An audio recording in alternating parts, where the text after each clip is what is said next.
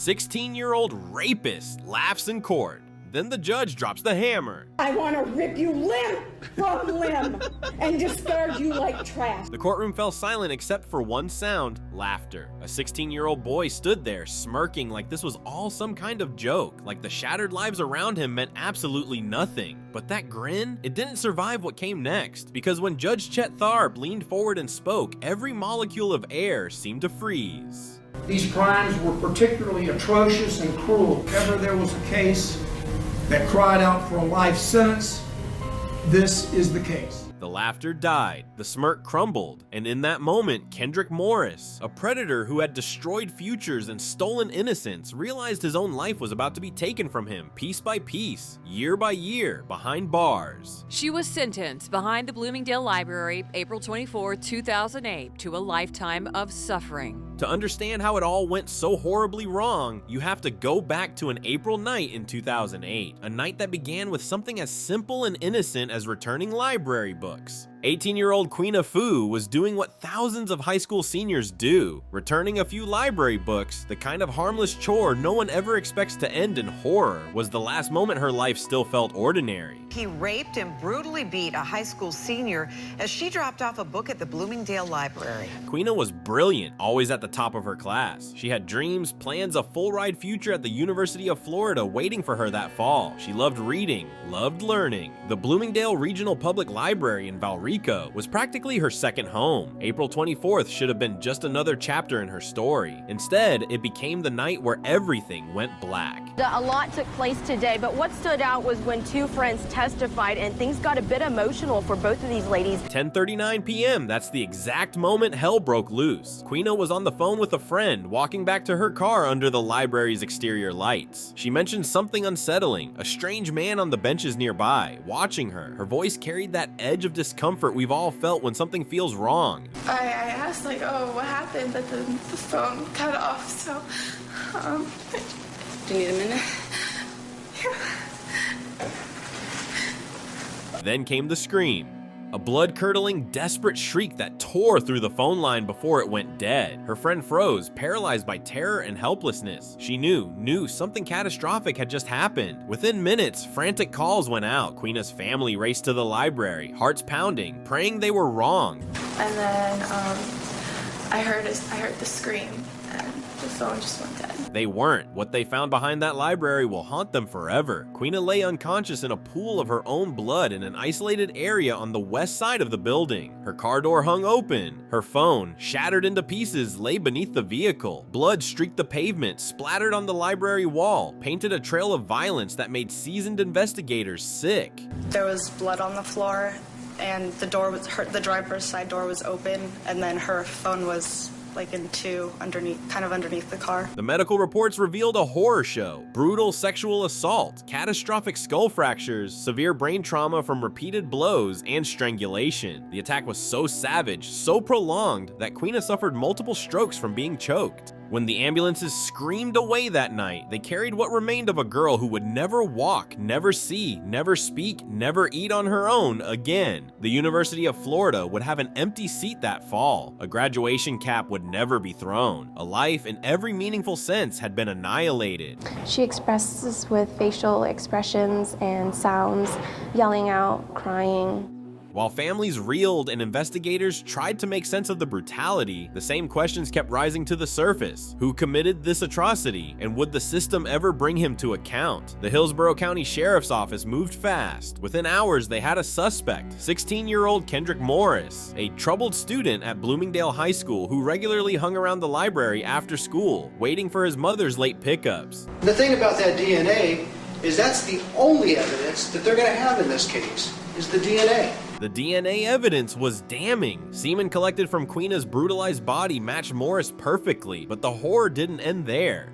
When investigators ran his DNA through Florida's criminal database, they uncovered something that made their blood run cold. Morris had struck before. They are confident evidence is what proves Kendrick Morris is guilty of raping the former daycare worker.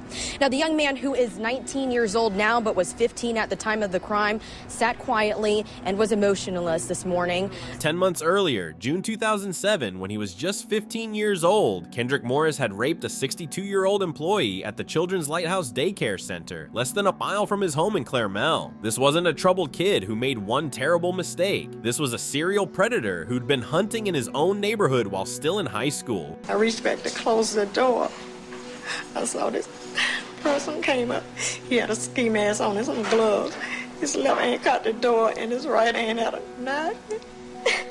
The daycare victim described the terror, a masked figure with gloves and a knife bursting through her door. At 62 years old, she'd been overpowered by a sophomore, and nobody had stopped him before he found Queena.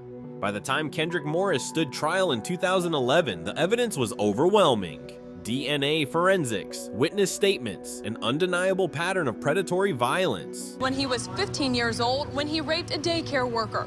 The second when he was 16 and brutally attacked and viciously raped Queena Fu.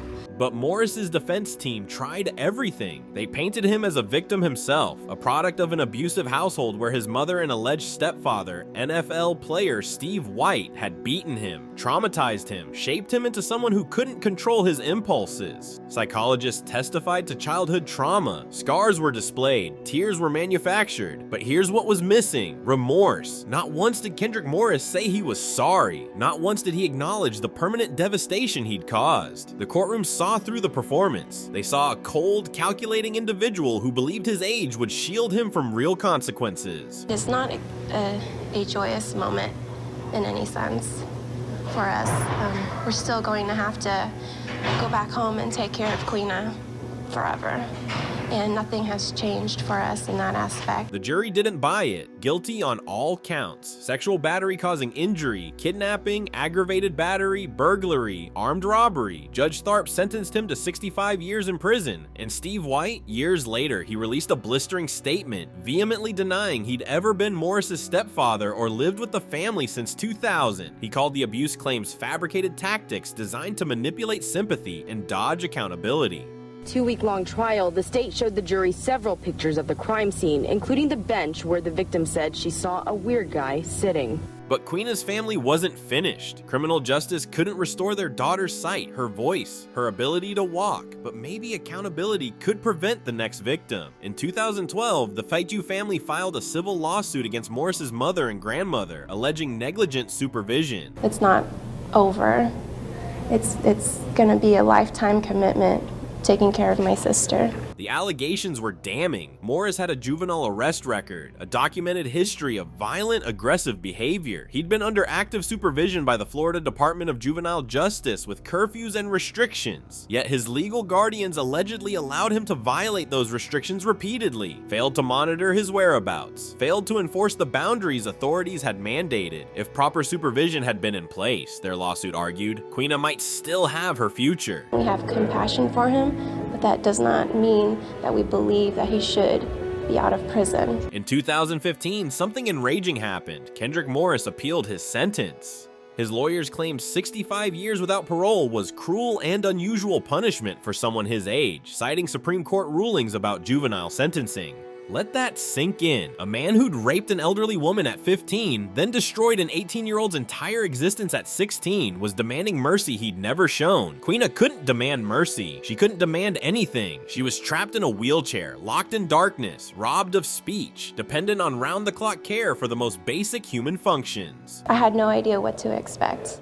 The defense asking the same judge to reduce Morris's sentence after U.S. and Florida Supreme Court decisions declaring lengthy punishments for juveniles unconstitutional without a chance of release. But Morris wanted leniency. On March 9, 2017, Kendrick Morris returned to court, now 25 years old, hoping for a reduced sentence. Judge Chet Tharp had other plans. The same judge who'd sentenced to him in 2011 looked at the grown man before him, a man who'd stolen everything from Queena Fu, who'd terrorized an elderly woman, who'd shown zero genuine remorse, and made his decision. The judge could have shortened the sentence. Instead, he lengthened it, and he got choked up as he recounted Queena's story. She was unresponsive.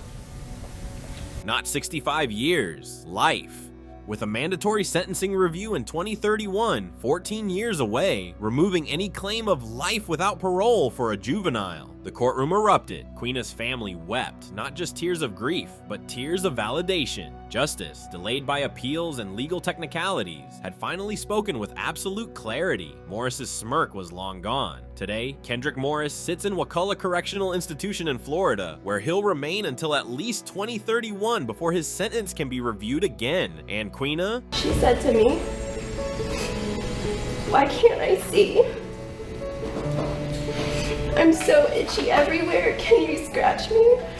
I can't move." Queena Fu, now in her mid-30s, continues her battle for recovery. She requires constant care. She cannot walk, cannot see, cannot speak or swallow. Her mother, Vanna Nguyen, published a memoir titled The Life She Once Knew, a title that captures the tragedy perfectly. But Queena's story isn't just about tragedy, it's about resilience. Her family provides her with neurosomatic therapy at the Overton Clinic in Brandon, where therapists work tirelessly to help with movement control and pain management. The community rallies around her. Her story has been featured on Lifetime's Text Me When You Get Home, spreading awareness about safety and the lasting impact of violent crime. It's always difficult to relive that day, and but it's just a reminder of how horrific the crime was. Queena's mother refuses to let her daughter's suffering be in vain. She speaks publicly, shares their story, ensures that what happened on April 24th, 2008 is never forgotten. No sentence can restore what was stolen that night. No judge can give Queena back her sight, her voice, her independence, or the future she deserved. But accountability matters. Justice matters.